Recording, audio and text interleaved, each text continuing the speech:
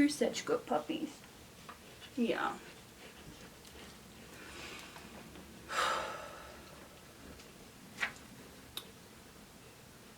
Okay.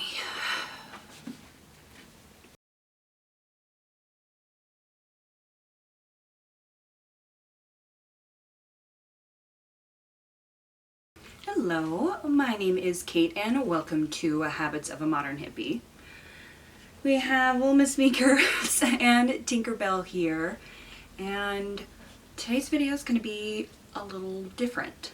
Now, I know normally on this channel I keep it light and fun and very upbeat, and that is me most of the time. But I am in the middle of doing a 31 days of self-care challenge that I hosted. If you follow me on Instagram, you would have seen the sign up link and all of that, and it's almost over. There's just a few days left. But for tomorrow's challenge, the email I'm sending out is to write a letter to someone or something that you just kind of need to get out of your life, need closure, and things like that, because I do it all the time. That's why these books are here. They are essentially what I call my anxiety journals, which is fun. If you've been watching for a while, you know I kind of hint about anxiety. I've mentioned it in videos, and I've mentioned that I have panic attacks, or if you saw my Sage video, you'll have seen that I have night terrors, and I've had them ever since before I could remember. Night terrors are essentially like nightmares, but worse. And I'm actually, this is the second time I tried to film this, because the first time I chickened out essentially, and I think both dogs can sense how anxious I am at the current moment. I actually, off camera, I just popped one of these. They're, if you've heard of Rescue Remedy, I talk about it all the time. It's one of my favorite things, but Rescue Remedy, there's like a little, they almost look like cough drops. This is Rescue Plus Stress Complex. But yeah, I've done that, and I did a couple of sprays of the actual like spray on Rescue Remedy to kind of attempt to calm myself down. So if I'm acting super weird in this video, that's why. Essentially why I'm filming this is my anxiety has been really high lately. I feel like when people have anxiety disorders and things like that, there's kind of a baseline that they work on. And sometimes, you know, your anxiety's here, and if the surface is here, sometimes it's like just below, and little itty bitty things can just like trigger and take a full panic attack happening. And those, thank goodness, are much less frequent than when I was younger, but I still get them very badly. I've tried lots of different things, and I feel like whatever works for you, do it. I don't take any pharmaceuticals because I am so sensitive. Like Advil makes me sick, so anything higher than that's just not gonna work. But I do a lot of other things, and I'll link to like posts and stuff like that. But I thought that I would share this one specific thing that I don't usually talk about because it's a little, it feels very intimate to me. But we don't talk about mental health enough, and I feel like it's really necessary to do so, especially when so many people, and especially so many young people, I'm 30 and I'm still dealing with this, and I wish that I had some of the resources when I was in my teens that we do now. But yeah, so essentially what I'm gonna do is kind of be a little vulnerable and out there, and what I call letters to the universe. Sometimes I write them and keep them, sometimes I write them, rip them out of this book and chuck them in the fire, just to kind of be like, be gone, you. So this is a letter I wrote to anxiety, and I'm just going to read it to you. Yeah, I'm just gonna go ahead and do that. You're such good puppies. Yeah.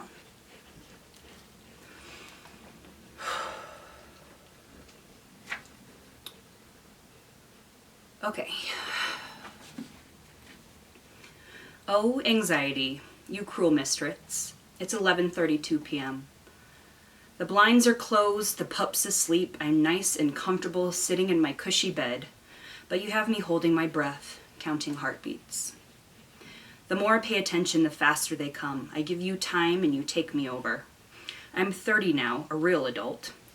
I thought I would have you under control. I thought the night terrors would fade away, that my breath practice over years of pain and panic would send you drifting back into the universe, but instead, I'm sitting, writing, counting heartbeats, reminding myself with each breath to let go. You're a strange sensation that I'll never quite understand. As my chest tightens and my breath grows shallow, you feel both outside of me pressing in and inside slowly suffocating hope. You're terrifying and unfair and completely useless. I hate you. I hate the way you infiltrate my psyche without warning, without reason. I am better than you. My mind knows this, but my body doesn't listen. It is an interesting dichotomy. My soul saying one thing, showing me that everything will be okay, that I am exactly where I'm supposed to be. Oh, but my physical body, you have me counting heartbeats. I will conquer you. I will find a way to steady my hand, to release the attention to my blood, feeling it move through my veins, tracing the energy of each heartbeat down to my toes. It makes me flinch, and my mind tells me to relax, that everything is going to be okay. I know this, but my body won't listen. You've been omnipresent lately, on hikes singing a doomsday tune, in hot tubs screaming insecurities, at events forcing me to smile, to hold my brave face, to laugh, hiding in the maelstrom that slowly builds inside. Ever present, constantly simmering, breaking the surface when I stop trying, avoiding, keeping busy. Sometimes I wish you would just show yourself. Allow yourself to burn bright and fast and hard, like a flame spurred on by gasoline erupting and then subsiding. It is better than this slow burn. Release me and be gone. I know that you will never be able to completely take over. I am too strong for that. I have help and love and a mind filled with peace and aspirations. I can keep you at bay for months at a time, and as you're willed into the ether, you leave me alone because I command you to. Because you're not a part of me.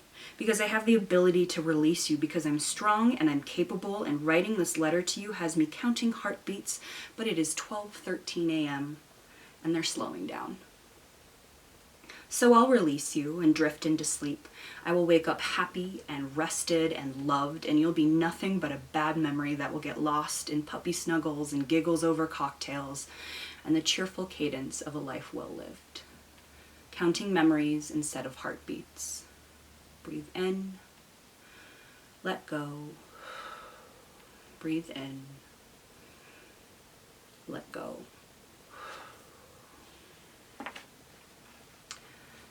So, yeah.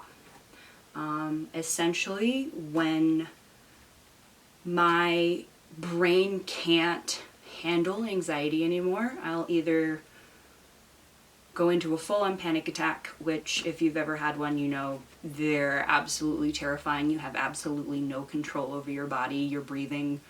Literally the worst thing you can say to a person having a panic attack is just breathe, calm down. Good luck with that. Not gonna happen. I had the boy that I very much so loved tell me to do that recently.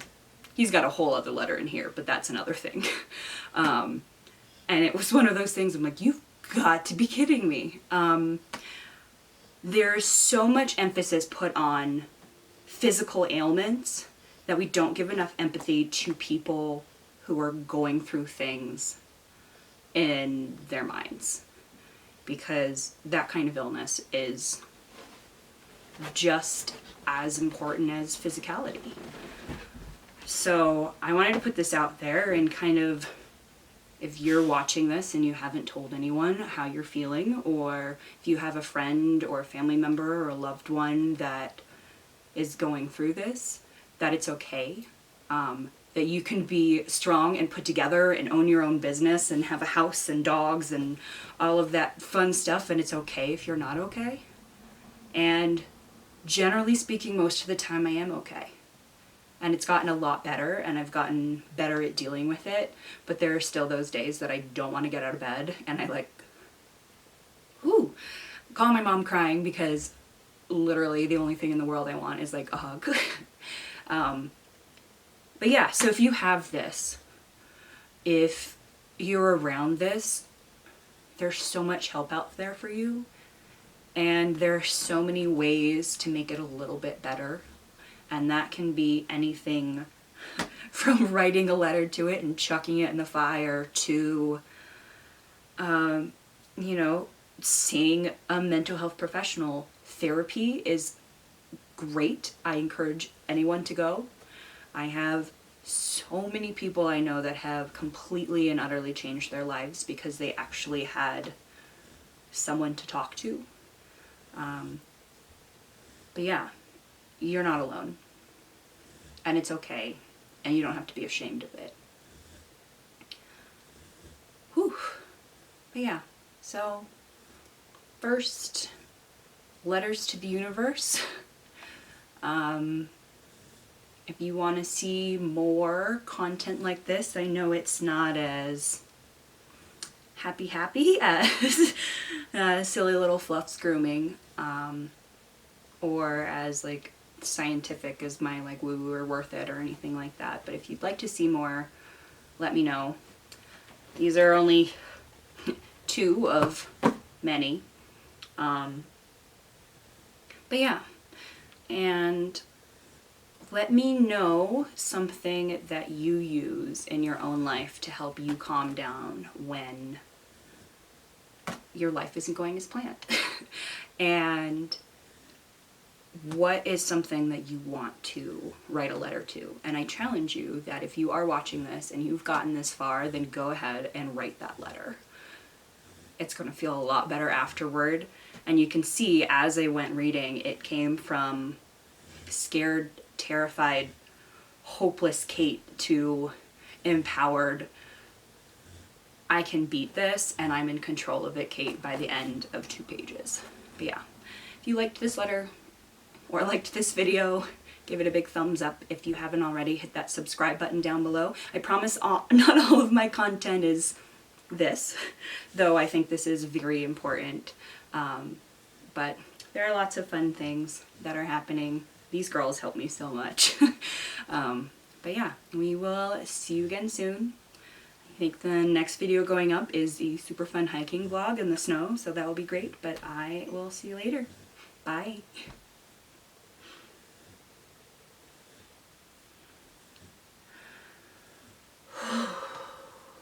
Hi. You're such a good girl.